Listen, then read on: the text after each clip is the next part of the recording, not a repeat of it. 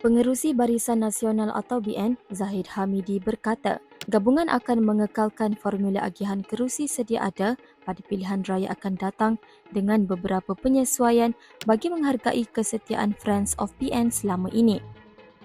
Presiden UMNO berkata, langkah itu penting bagi memastikan kerjasama politik yang terjalin dapat diterjemahkan melalui pengagihan kerusi yang adil dan seimbang.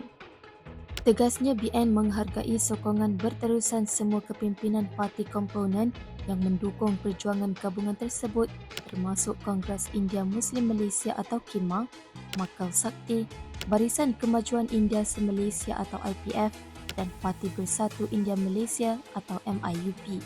Sementara itu, Zahid memberi amaran kepada mana-mana parti supaya tidak mengambil kesempatan terhadap gabungan itu.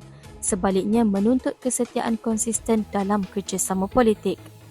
Beliau berkata sikap hanya mendekati BN ketika susah tetapi menjauhkan diri apabila sudah selesa bukanlah cerminan rakan politik yang setia.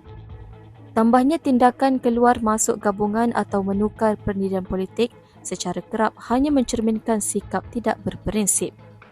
Khadijah Juno, FMT.